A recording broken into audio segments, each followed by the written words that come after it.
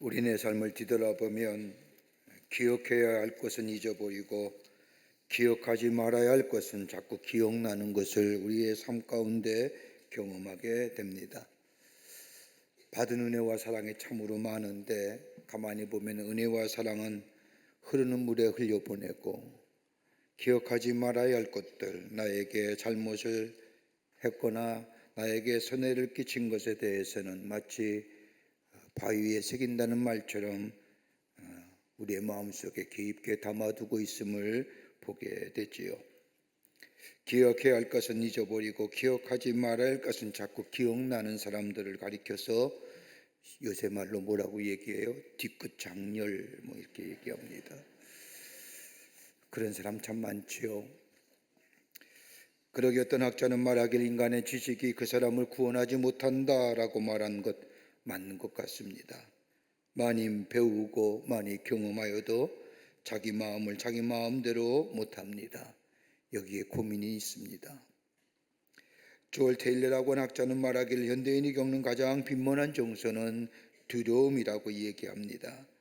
이 두려움은 현대인의 그릇된 정서, 그 깊은 곳에는 그릇된 정서 가운데 그 깊은 곳에는 두려움이 있는데 이 두려움 때문에 원치 않은 일을 하게 되고 또 해야 할 일을 하지 못한다고 이야기하면서 이 두려움은 알지 못하는 무지함 때문에 나온다고 얘기합니다. 많이 아는 것 같으나 아는 것이 없고 아는 것 같은데 검증되지 않은 지식 때문에 우리 마음에 두려움이 있다는 겁니다. 그러기에 2020년도 문화 트렌드라고 하는 책을 보면 요즘에 벌써 2020년대 26년에 대하여 트렌드, 문화 여러 가지 많은 책들이 나와 있는 것을 보는데 거기에 이런 얘기합니다. 다가올 시대는 이지 커뮤니스트, 쉽게 가는 시대가 될 것이다. 그래서 뭐라고 얘기하느냐? 급격한 변화와 불확실성 시대의 복잡한 사고와 결정을 회피한다는 겁니다. 쉽게. 그래서 다가올 시대를 뭐라고 얘기하느냐? 쉬움과 가벼움의 시대. 가만 보십시오. 요즘에 복잡한 거 원하십니까? 기계 하나 샀는데 복잡해요. 그러면 안 쓰고 말지. 심플해야 됩니다. 조작이 가능해야 됩니다. 그뿐 아니라 뭐예요? 복잡한 거 별로 좋아 안 합니다. 좀 내추럴하고 가벼운 거. 가만 보십시오. 옛날에는 여행을 하나 가려고 해도 준비를 많이 해야 됩니다. 어디 갈까? 뭘 타고 갈까? 가면 어떻게 해서 잘까? 뭘 먹을까? 요즘 그렇게 여행 가는 사람 별로 없지요. 웹사이트에 들어가면 인공지능이 다 해줘요. 돈만 내면 됩니다. 쉬움과 가벼움의 시대. 이러한 시대적 모습은 많은 정보와 많은 지식을 가지고 있으면서도 불구하고 예전에 본 사람들보다 더 우리 마음속에 두려움이 많은 시대 속에 산다는 것을 이야기합니다. 왜 내가 사는가? 내 삶의 가치는 무엇인가? 내가 무엇을 향하여 그토록 열심히 뛰어가는가? 이런 것 때문에 우리 마음속에 깊은 허무와 상실감 그리고 우리 인격의 자체가 무너질 뿐만 아니라 이걸 극복하기 위해서 더 많은 향락과 약물과 이것이 우리에게 중독이 되어 우리의 삶을 피폐케 하는 것을 보게 됩니다. 우리의 일상의 허무함과 더불어 상실감을 극복할 수 있는 길이 어디 있을까요? 많은 사회학자들과 심리학자들은 여러 가지 처방을 내놓지만 여러분, 이것 가지고 되는 것이 아니라 이것을 극복할 수 있는 우리의 삶의 허무성과 상실감을 넘어서서 생명 있는 삶으로 살아갈 수 있는 그런다는 것이 아니라 내 안에 신앙적 용기가 있어야 합니다. 돈도 지식도 경험도 아닌 깊은 곳에서 나오는 이 생명력의 역사는 신앙적 용기에서만 가능합니다. 내가 믿는 믿음이 무엇이냐? 믿음의 대상이 누구냐? 믿음의 내용이 무엇이냐? 여러분 가만 보십시오. 우리가 믿는 믿음의 대상은 누구입니까? 하나님이십니다. 여러 신들의 신이 아니라 오로지 한 분이신 하나님, 창조되신 하나님. 그 믿음의 내용은 어떤 것이냐? 하나님이 세상을 창조하셨습니다. 하나님이 역사의 주관자가 되십니다. 하나님은 우리의 삶에 생사와 복을 주관하시는 분입니다. 이것이 우리의 삶 속에 믿음의 내용이 되어 우리의 삶 속에 그 믿음을 가지고 살아내게 될 때에 내 안에 용기 있는 삶, 신앙적 용기를 가지고 살아가게 합니다. 여러분, 이 신앙적 용기가 생기면 우리 안에 어떤 것들이 있어지느냐? 하나는 진실할 수가 있습니다. 여러분, 우리의 고민이 뭘까요? 진실하지 못함이 아닐까요?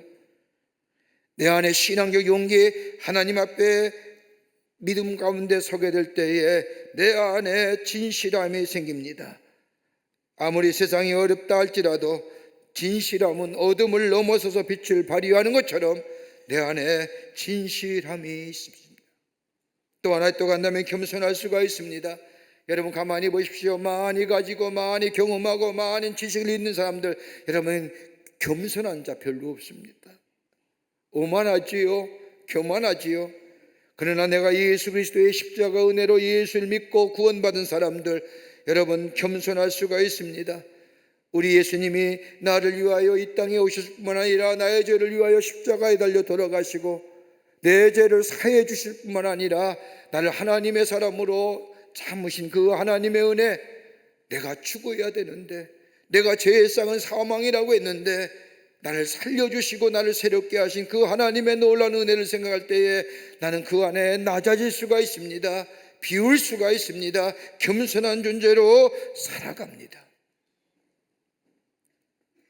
또 하나 또 간다면 내가 나를 분명히 압니다. 나의 가치를 분명히 바르게 압니다. 예전엔 세상의 어떤 걸로, 내가 가진 것들로, 내가 배운 지식으로 나 자신을 평가하고 나 자신의 존재를 얘기했다고 한다면 예수 안에서 믿음으로 신앙적 용기를 가지게 될 때 내가 분명히 누구인지를 압니다. 죄인이었지만 나를 얼마나 사랑하시는지, 하나님이 얼마나 나를 사랑하시는지, 나라는 존재를 어떻게 얼마나 가치 있게 생각하시는지, 우리가 신앙적 용기가 우리 안에 있게 될 때에 우리의 가치를 제대로 평가할 수가 있습니다. 나는 그러기에 결코 외로운 존재가 아닙니다. 홀로가 아닙니다. 우리 하나님이 나와 함께 하십니다. 우리 예수님이 나와 동행하십니다. 성령이 나의 삶을 인도하여 주십니다 라고 하는. 또 하나 또 한다면 책임적인 존재가 됩니다.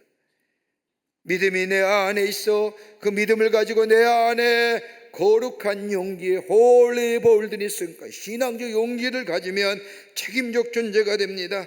하나님 앞에서 책임지는 인격적 존재가 됩니다. 여러분, 가만히 보십시오. 창세기 말씀을 보면 하나님께서 세상을 창조하신 후에 에덴 동산에서 아담과 하와를 살게 하셨습니다. 그러던 어느 날 뱀의 유혹에 넘어가 선악과를 따먹습니다. 그날 이후부터 세상에 죄가 들어옵니다. 여러분, 아담과 하와가 에덴 동산의 선악과를 따먹는 순간부터 죄된 것이 우리 가운데 들어왔는데 그 모습은 어떤 것인가요? 그렇게 좋았던 관계가 분리되잖아요. 너 때문이야. 바로 너야. 분리되게 만듭니다. 갈라집니다. 사랑도 도망가 버리고 맙니다.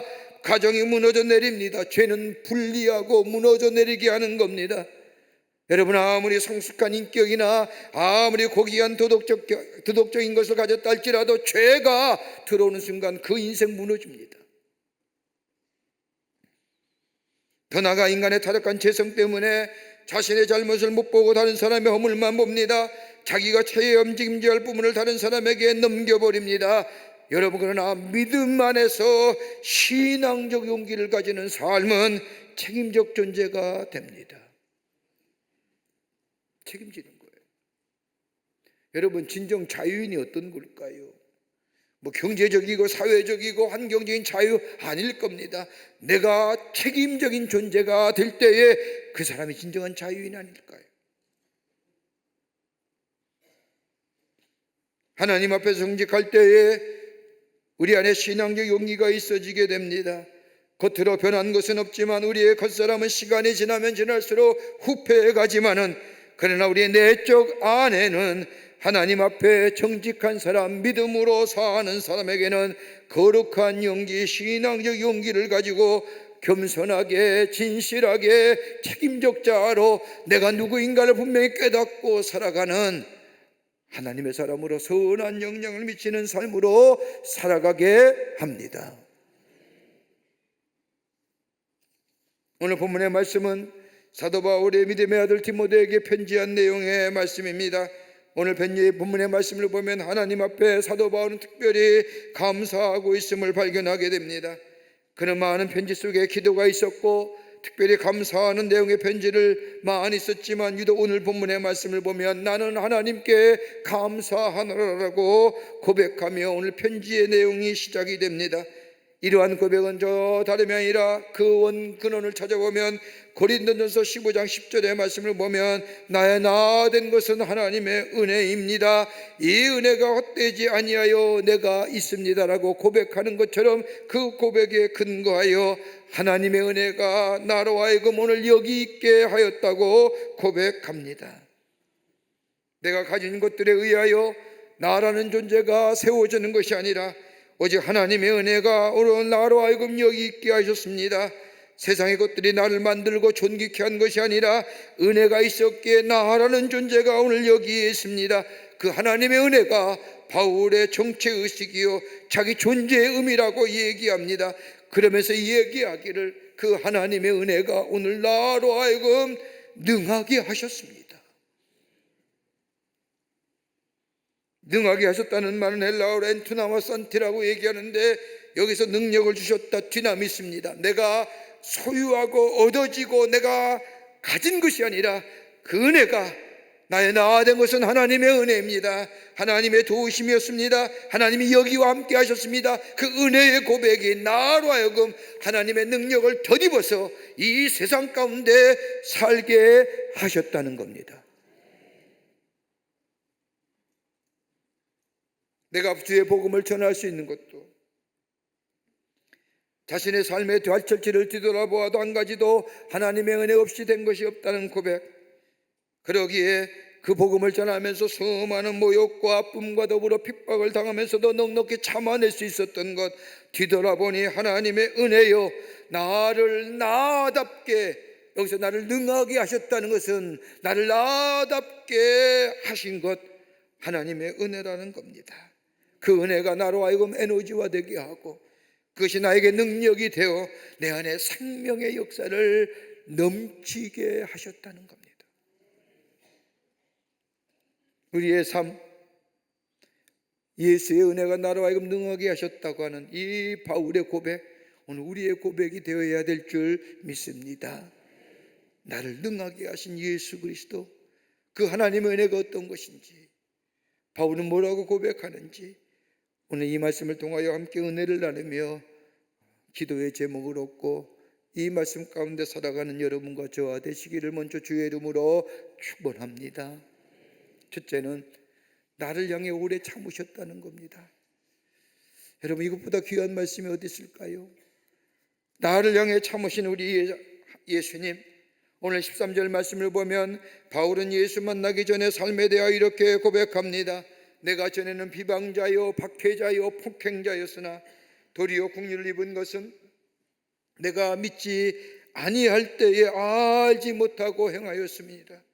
내가 전에 하나님을 비방하고 예수를 믿는 사람을 박해하고 폭행하였으나 하나님의 나를 국률이 여겨 오래 참으시고 나를 하나님의 사람으로 삼아주셨다는 고백입니다.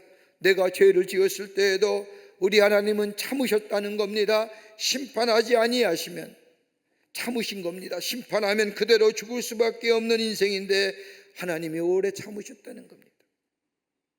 스데반을 향하여 돌을 던질 때도 우리 하나님은 참으셨다는 겁니다. 내가 예수를 믿는 사람들을 잡으려고 저 다메섹으로 달려갈 때에도 우리 하나님은 참으셨습니다. 더 나아가 예수를 믿는 수많은 사람을 핍박할 때에도 우리 하나님은 참으셨습니다. 그 오래 참으심이 오늘 나가 나 된 것이라는 겁니다. 우리 교회 교우들 가운데 참 간증의 이야기가 많은데 들을 때마다 큰 은혜가 됩니다. 그 간증의 말씀 가운데 아직도 제가 기억나는 우리 권사님 한 분의 간증 얘기가 늘 기억에 남습니다. 지금 오셨는지 모르겠지만 용서하십시오. 이분이 예수님을 믿게 된 동기가 이러합니다. 교회에 출석한 지 얼마 되지 않아서 교회에서 호렙산 기도회를 한다는 겁니다. 그래서 전도받아 교회에 나왔는데 교회에 나리는 게 그렇게 신통치가 않습니다. 별 재미도 없고. 그러다 보니까 호렙산 기도회 한다는 거 얘기도 듣고 한번 나가봐야겠다 그러는데 또 목사님 설교하기를 예수 믿는 사람이 기도하지 않는 것은 아니다, 그는 예수 믿는 사람이 아니다라고 하는 말씀도 들었고, 그래서 한번 호렙산 기도회 나가봐야겠다 생각을 했습니다. 그러던 어느 날이었습니다. 그날따라 교회 근처에서 일관계로 회식 자리가 있었습니다. 밤이 새도록 술을, 그분의 표입니다, 처먹었다는 겁니다. 새벽녘이쯤에서 술자리가 끝나서 집에 가려고 나오는데 마침 이 거리를 지나간 겁니다. 이 앞거리를. 그런데 그 새벽에 호렙산 기도에 우리 교우들이 많이 올라오는 모습을 보면서 언뜻 교회 나가서 들은 이야기가 생각난 겁니다. 예수 믿는 사람은 기도하는 거야, 호렙산 기도에 나와야 돼. 그래서 술 기운에 술 취한 그 몸 가지고 교회에 들어온 겁니다. 그것만 해도 대단한 거지요. 들어와서 2층에 올라왔습니다. 비틀거리고 올라오는 겁니다. 계단을 잡고 올라왔는데 2층까지 올라와서 얼마나 숨이 차는지 헛헛거리는데 3층에 올라가고 몸을 확 돌린 순간 어지러운 거예요. 용서하십시오. 먹은 거 그대로 토대냈어요. 냄새가 진동하지요. 그러니까 뭘 모르고, 그 웬만하면 창피할 터인데 그 창피함도 모르죠. 뭐 그냥 올라와서 3층 구석에 앉았어요. 호렙산 기도회 내내 자는지 주무시는지 들리는지 모르고 거기 앉아서 그냥 기도에 참석한 겁니다. 그런데 그날 다 은혜 받은 거예요.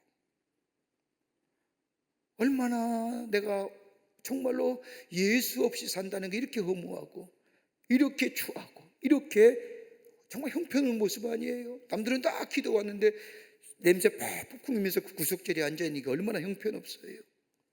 회개한 거예요. 그리고 은혜를 받았어요. 그리고 예수 믿기로 결단한 겁니다. 그러면서 간증하는 거예요. 제가 목사님 그때는 몰라서 그랬지요. 제정신입니까? 정신 나간 놈이지요. 몰라서 그런 거예요. 알면 그렇게 하겠습니까? 그렇게 고백합니다. 하나님이 참으신 거지. 바울이 생각하는 거예요. 내가 생각해보니 천하에 잘못했습니다. 잘못한 게 너무나 많습니다.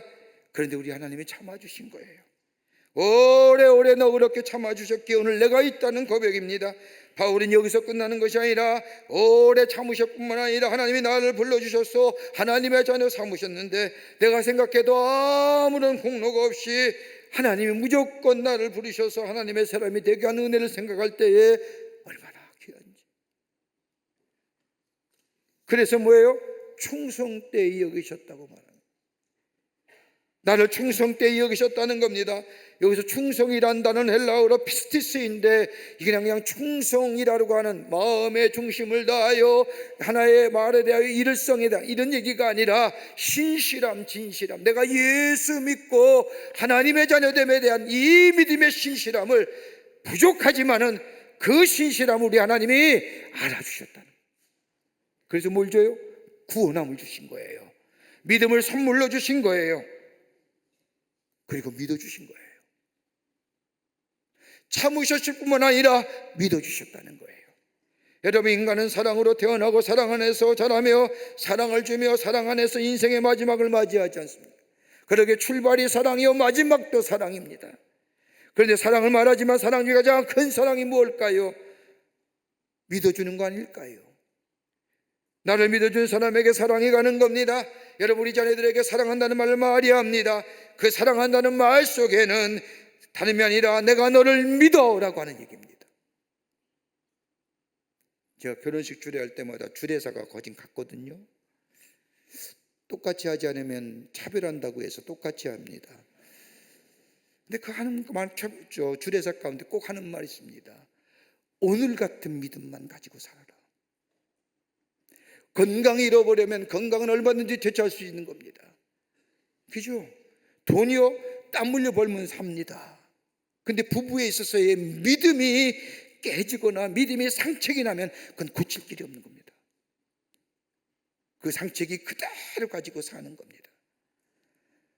그 상처가 소록소록 생각할 때마다 아파합니다. 갈등이 생깁니다. 불화가 생깁니다. 믿음은 지켜라는 겁니다. 믿음에 걸맞는 행동하며 살라는 겁니다. 근데 우리 하나님께서 바울을 향하여 충성되게 여기셨다는 것은 바울을 믿어줬다는 겁니다. 아, 너가 예수 믿어 구원받아 하나님의 자녀가 되고 하나님의 사람으로 살겠다고 하는 그 신실함, 그 믿음의 모습 믿어줬다는 겁니다. 그래서 뭐예요? 믿음을 선물로 준 겁니다. 선물로 준 것뿐만 아니라 더 나아가 하나님의 자녀로 삼아주셨다는 겁니다. 하나님의 일을 맡겨주셨다는 겁니다. 그것이 나로 하여금 여기 자리에 있게 했다는 고백입니다. 옛날 제너럴 일렉트릭의 잭 웰치라고 하는 CEO의 자서전을 보면 이런 얘기합니다. 학교 다닐 때 얼마나 말썽구력했는지 동네 사람들이 이 웰치를 볼 때마다 한심한 녀석, 쓸모없는 녀석, 문제아야 그렇게 지적하고 손가락질했다는 겁니다. 그런데 이 웰치가 집에 들어오기만 하면 어머니는 자신을 향하여 웃으면서 이렇게 얘기했다는 겁니다. I trust you. 난 널 믿어. 내가 장난이 좀 심하지만 나는 너를 믿어. 이 모든 과정을 거쳐서 잘 될 줄 내가 알아. 이 말 한마디가 자신을 용기 있게 만들어주고 오늘 나로 하여금 여기 있게 했다고 고백합니다. 나의 나 된 것은 하나님의 은혜라고 하는 고백은 다름이 아니라 하나님의 오래 참으심이 계셨습니다. 더 나아가 나를 믿어주셨습니다. 내가 예수 믿어 구원받은 자로 하나님의 사람으로 내가 살기로 결단했을 때 하나님 나에게 이 충성된 신실함을 믿어주시고 구원을 주시고 내게 믿음으로 선물 주셔서 나로 하여금 나의 삶 속에서 하나님의 은혜 안에서 능하게 하시는 역사를 통하여 오늘 여기까지 오게 하셨다는 겁니다. 이 믿음의 고백. 두 번째는 나의 진실함을 알아주셨다는 겁니다. 나를 능하게 하신 그리스도 예수 우리 주께 내게 감사함은 나를 충성되이 여겨 주셨다는 고백이 뭘까요? 나를 믿어주신 것인데 하나님은 바울의 어떤 모습을 믿어주셨을까요? 다름이 아니라 자신의 진실함이에요. 여러분, 바울이 예수 믿게 된 어떤 과정을 보세요. 바울은 예수 믿는 사람을 죽이는 것이 하나님의 일이라 생각했던 사람. 이것이 자신이 믿고 있는 유대교를 지키는 일이요 더 나아가 하나님의 세운 이스라엘을 일이라는 세례라는 생각을 했습니다. 지식이 잘못되었을 뿐이지 이 바울은 나름대로의 진실함이 있었습니다. 바울은 자신이 믿고 있던 것에 대하여 적극적이었습니다. 하나님의 율법을 지키는 것은 다름이 아니라 하나님의 율법의 거룩함을 지키고 오는 겁니다. 그 거룩함을 지키기 위해서는 율법을 훼손하는 자, 율법에서 떨어져 나가는 자 잡아들이는 겁니다. 방향은 잘못되었지만은 자신이 믿고 있는 것에 대해서 적극적이었습니다. 최선을 다했습니다. 열심의 방향은 잘못되었지만 나름대로 최선을 다하고 그 최선에 대하여 목숨까지 바쳤습니다. 바울의 모습을 하나님은 아시고 자신을 보러 자신의 삶의 방향과 잘못된 지식과 더불어 자신의 열심을 바꾸어 놓으셨다는 겁니다. 여러분, 이러한 진실 잘 기꺼야 돼요. 잘못된 방향이지만 내 안에 진실함을 보시고 내 삶의 방향을 바꾸어 놓으셨고 그리고 자신에게 직분을 맡기셨다는 겁니다. 여러분, 다른 건 좀 부족하고 없다 할지라도 내 안에 진실함이 있어야 됩니다. 내가 좀 재주가 없고 능력이 없다 할지라도 내 안에 진실함이 있으면 무서운 사람 됩니다. 그러나 능력이 많다 할지라도 아무리 재주가 많다 할지라도 아무리 지식이 많다 할지라도 그 안에 진실성이 결여되면 다른 사람을 속이는 존재가 됩니다. 진실함이 하나님이 내가 잘못된 방향이지만 내가 가는 계획이 잘못된 계획이지만 내 안에 진실성을 보시고 하나님이 불러주셨다는 거예요. 여러분, 바울의 선교를 보면 그는 유대 사람에게 복음을 전하려고 무척이나 애를 씁니다. 동족에게 복음을 전하려고. 그런데 자신의 동족에게 복음을 전하려고 할 때마다 어렵습니다. 길이 막힙니다. 핍박이 얼마나 많은지 모릅니다. 그러나 바울에게서 능히 감당할 만한 일입니다. 그러나 바울이 생각합니다. 이방 사람들에게 복음을 전하는 것, 이것이 하나님 내게 주신 귀한 일이 아닐까. 그러면서 그는 이방인에 들어가서 복음을 전하며 복음의 역사를 일으킵니다. 끈질기게 자기 동족에게 복음을 전하기 원했지만 그건 바울의 목이 아니었습니다. 바울에게는 오직 이방 민족에게 복음을 전하는 일이었습니다. 그는 생각합니다. 내게 이런 직분 주셨다. 뭘 보고요? 내 안에 진실함.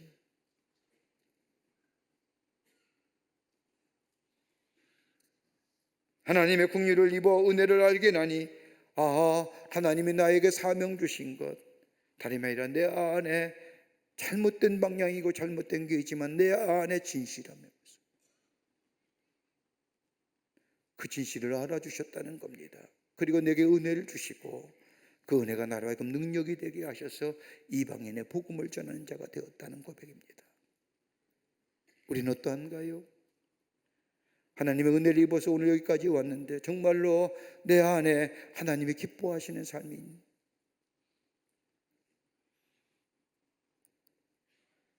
끝으로 오늘 본문의 말씀에 또 하나는 나를 통하여 하나님의 일하심을 보여주시기 위해서 내게 은혜 주시고 내게 능력 주셨다는 거예요. 나를 능하게 하신 이유는 다름이 아니라 하나님이 나를 통해 일하심을 드러내기 위함이라는 겁니다. 16절 말씀에 보면 내가 긍휼을 입은 까닭은 예수 그리스도께서 먼저 일체 오래 참으심을 보이사 후에 주를 믿어 영생을 얻는 자들에게 본이 되게 하려 하심이라 라고 말합니다. 포약자요, 해방자요, 박해자요, 그럼에도 불구하고 내가 하나님을 모르고 하나님을 배반하고 하나님의 일을 회방하였음에도 불구하고 오래 참으시며 비록 잘못된 지식으로 잘못된 전통에 잘못된 열심을 가지고 딴 길로 가고 있지만 그럼에도 불구하고 나의 진실함을 아시고 나를 만나주시고 새롭게 하시어 주의 직분을 맡겨주신 것은 하나님이 나를 통하여 일하신다는 것을 드러내기 위함이라는 겁니다. 귀하지 않습니까? 하나님이 여러분을 통하여 일하시면 여러분의 맡은 자리에서 어떤 뭐든지 하나님이 도우시고 지키시고 인도하시는 그 놀라운 일들은 다름이 아니라 여러분을 통하여 하나님의 일하심을 드러내기 위함이라는 거예요. 내가 위대한 일에서가 아니라 내가 어느 자리에서 어떤 일을 하든 간에 나라는 자가 하나님의 부르심을 받아 쓰임받고 있다는 그 자체. 그러기에 바울은 뭐라고 얘기합니까? 영생을 얻는 자들에게 본이 되게 하려 하심이라는 거예요. 믿는 사람들에게 본이 되게 하려 하심이다. 이탈리아의 작곡가이며 바이올린 연주자인 비발디, 여러분 잘 아실 겁니다. 대표적인 곡으로 사계지요. 한 번은 그가 연주회 열 때 수많은 사람들이 모여들었습니다. 그날의 연주회는 특별히 사람들이 많이 모인 이유는 평소에 비발디의 연주를 듣기 위함도 있지만 그날따라 특별히 이야기하기를 비발디가 스트라디바리우스라고 하는 바이올린을 가지고 연주한다는 이유 때문이었습니다. 연주회 열리는 장소에 입추의 자리 없이 여지 없이 많은 사람들이 가득 찼습니다. 비발디가 나가서 연주를 합니다. 많은 사람들이 비발디의 연주를 들으면서 눈을 지그시 감고 그의 연주를 감상하며 이구동성으로 얘기합니다. 확실히 스트라디바리우스의 바이올린 소리는 달라도 달라. 그러기에 세계적인 바이올린이지. 감탄을 하며 한창 선율에 취해 있는데 갑자기 비발디가 연주를 멈추는 겁니다. 그리고 자신이 찾고 연주하던 바이올린을 저 플로어에 내던져 버리는 겁니다. 더뎌진 바이올린이 요란한 소리를 내면서 깨져버렸습니다. 그 자리에 참석한 수많은 청중들이 깜짝 놀랐습니다. 그럴 때 비발디가 손을 지켜들자 그러자 사회자가 다른 배의 바이올린을 가져왔습니다. 가져온 바이올린을 비발디가 손에 넣어 비들고 이렇게 말합니다. 여러분, 지금 내가 이 손에 든 것이 진짜 스트라디바리우스의 바이올린입니다. 아까 연주한 건 가짜였습니다. 그건 평범한 바이올린이었습니다. 이 말들은 청중들이 숙연해졌습니다. 아니 부끄러워졌습니다. 그러면서 비발디가 이어서 말합니다. 여러분, 바이올린이 좋다고 해서 좋은 소리가 나나요? 그래요?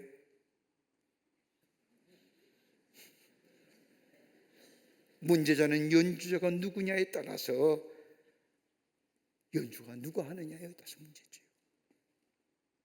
어떤 사람이 연주에 따라서 음의 색깔이 달라집니다. 아무리 좋은 악기를 가지고 있다 해도 연주자의 실력이 변변치 않으면 절대로 좋은 소리를 내지 않습니다. 누구의 손에 붙잡혀 연주하니? 우리의 삶 어떠신지요? 누구의 손에 이끌려 여기까지 오셨습니까? 아직도 내가 나의 존재함은 내 경험, 내 지식, 내 능력, 내 재산, 내 재물 아닐 겁니다. 쉬 사라지는 겁니다. 여러분, 지식도 가만히 보십시오. 예전에 배운 지식 지금은 쓸모가 없지 않습니까? 예전에 가졌던 경험과 능력들 지금 쓸모가 있나요? 그러니까 자꾸 내가 옛적에 옛날에 라떼 때 이렇게 얘기하는 겁니다. 오늘 나의 나 된 것은 하나님의 은혜일진데, 오늘 여기까지 오신 것은 나를 능하게 하신 것이기에 그 능하게 하신 예수 그리스도의 은혜일 텐데, 그 은혜는 다름이 아니라 나를 오래 참으심이에요. 나를 믿어주심이에요. 그뿐 아니라 나를 통하여 하나님의 일하심을 드러내기 위함이에요.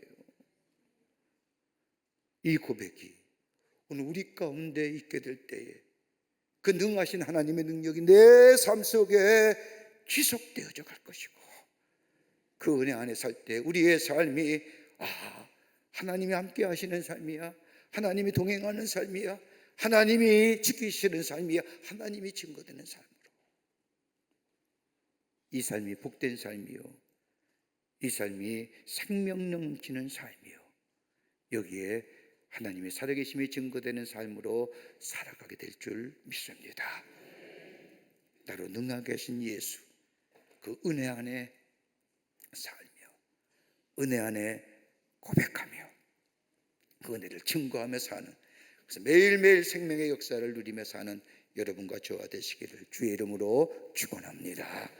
하나님 감사합니다. 저희들 주께서 사랑해 주셔서 하나님의 자녀 삼으심에 감사합니다. 우리의 삶 하나님의 은혜였습니다.